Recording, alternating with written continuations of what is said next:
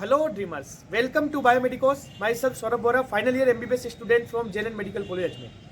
देखिए आज मैं आपको बताने वाला हूँ कि आप एजुकेशन लोन कैसे ले सकते हैं, क्योंकि आप देख रहे होंगे कि अपने राजस्थान में जितनी भी पेमेंट सीटें उनकी फीस भी बहुत हाई हो चुकी है।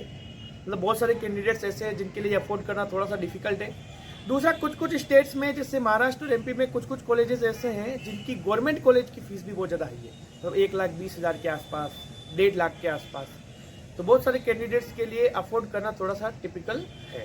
तो किस तरीके से वो एजुकेशन लोन ले सकते हैं, क्योंकि एजुकेशन लोन गवर्नमेंट की तरफ से एक बहुत इंपॉर्टेंट और एक अच्छा इनिशिएटिव है जिससे आप अपना एमबीबीएस करने का सपना पूरा कर सकते हैं। तो कुछ जो गवर्नमेंट मेडिकल कॉलेजेस है जिनकी फीस ज़्यादा है उनके लिए भी आप दे सकते हैं। और जैसे राजस्थान की बात करें तो आप जो पेमेंट सीट जो 7.5 से 8 लाख के लगभग आपकी पर एनम की फीस है उसके लिए भी आप एजुकेशन लोन ले सकते हैं। तो देखिए एजुकेशन लोन आप कैसे ले सकते हैं, इसका प्रोसीजर मैं आपको एक बार डिटेल में बता देता हूँ। बाकी आपको मैं ये गाइड करना चाहूँगा कि आप एजुकेशन लोन वैसे आपको बैंक से मिलेगा। आप जिस भी मेडिकल कॉलेज में एडमिशन ले उसके साथ अटैच्ड हमेशा एक बैंक होता है, गवर्नमेंट बैंक। आपको एसबीआई का भी मिल जाएगा, हो सकता है एचडीएफसी का भी हो। तो आप एक बार बैंक में जाके बैंक के मैनेजर से प्रॉपर डिटेल में बात करके उनसे पूरी डिटेल समझने की कोशिश करना। ये जो मैं एक बता रहा हूँ एक जनरल तरीका है आपको एजुकेशन लोन लेने का। बाकी आपको जो कॉलेज अलॉट हो उसके साथ लिंक्ड जो भी आपका एसोसिएटेड बैंक हो, गवर्नमेंट बैंक हो तो ज़्यादा बेटर है, वहाँ से जाके आप प्रॉपर पूरी डिटेल लीजिएगा। उन्हें कन्विंस कीजिएगा कि भाई मेरे को इस कॉलेज में एडमिशन मिला है, मेरी इकोनॉमिक कंडीशन ऐसी है, अपना इनकम सर्टिफिकेट दिखा के पेरेंट्स का, और आप कन्विंस करके उनसे पूरी डिटेल पूछिएगा और फिर बाद में लोन ले लीजिएगा।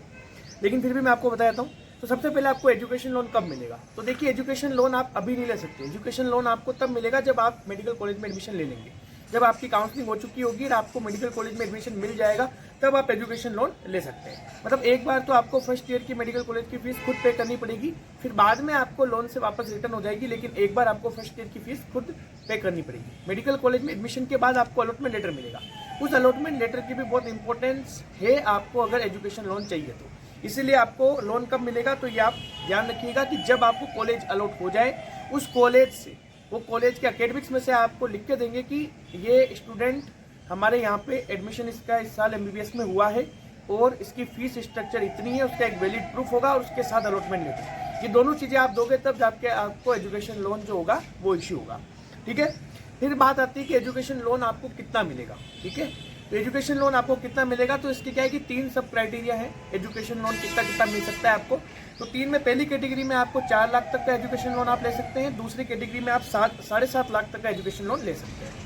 ठीक है, और तीसरी कैटेगरी ऐसी है जिसमें आप 7.5 से ज़्यादा का लोन ले सकते हैं। तो पेमेंट सीट के लिए आपको ये ज़्यादातर 7.5 से ज़्यादा का लोन जो आपको लेना पड़ेगा, 7.5 लाख से ज़्यादा का लोन आपको लेना पड़ेगा।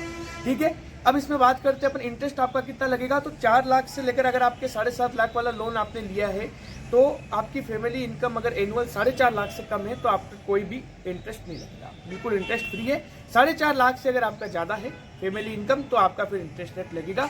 वो कॉलेज टू कॉलेज वेरी कर सकता है, लेकिन लगभग 7% से 10% के बीच इंटरेस्ट आपका लगेगा।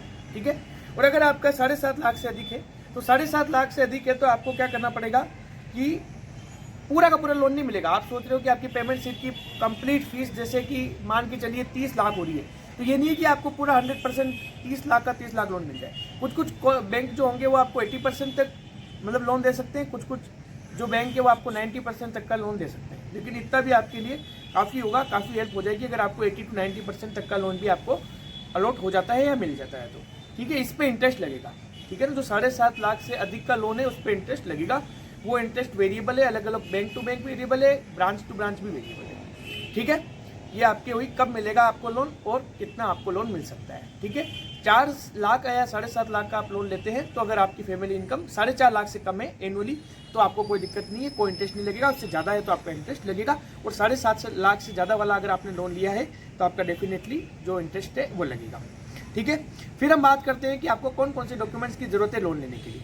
तो सबसे पहले जो भी आपने काउंसलिंग करवाई होगी उसमें जितने भी डॉक्यूमेंट्स आपको चाहिए वो सारे के सारे डॉक्यूमेंट्स यहाँ पे भी लगेंगे, उनकी फोटोकॉपी लगेगी। जैसे एक तो इंपॉर्टेंट आपको जो कॉलेज मिलेगा उसका अलॉटमेंट लेटर। दूसरा आपको कॉलेज से लिखवा के लाना पड़ेगा कि आपके कॉलेज का फीस स्ट्रक्चर क्या है और आपने एडमिशन लिया है, इसका प्रूफ आपको देना पड़ेगा। तीसरा आपको 10th और 12th की मार्कशीट की फोटोकॉपी, क्योंकि ओरिजिनल तो आप पहले से जमा करवा चुके होंगे काउंसलिंग में, तो उसकी फोटोकॉपी 10th और 12th की मार्कशीट की लगेगी। इसके अलावा आपको अपना Aadhaar card, PAN card, photo ID आपकी कोई भी हो वो चलेगी। इसके अलावा आपको घर का आपका इलेक्ट्रिसिटी बिल मांग सकते हैं, इलेक्ट्रिसिटी बिल की फ़ोटोकॉपी। इसके अलावा अगर आपको 4 लाख तक का आपने लोन लिया है तो कोई बैंक गारंटी की ज़रूरत नहीं है।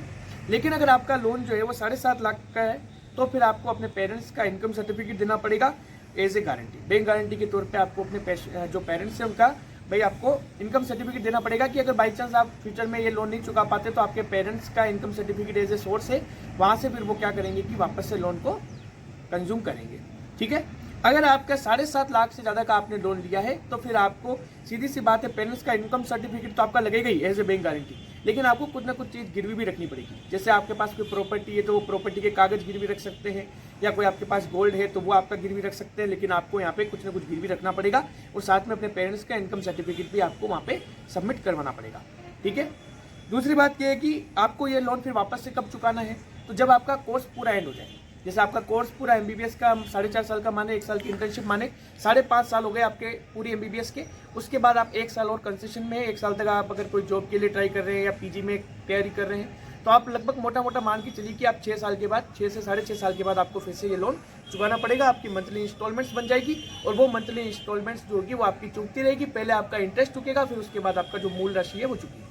ठीक है, बाकी लोन के लिए एक वेबसाइट है, आप और इस पर ट्राई कर सकते हैं जिसका नाम है www. इसका नाम है vidyalakshmi.com.in।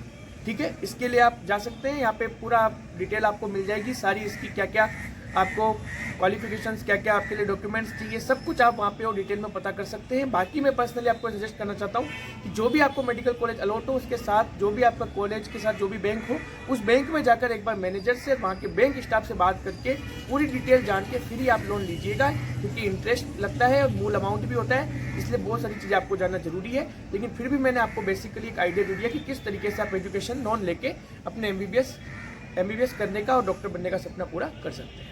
Thanks for watching the video. Please like, share and subscribe.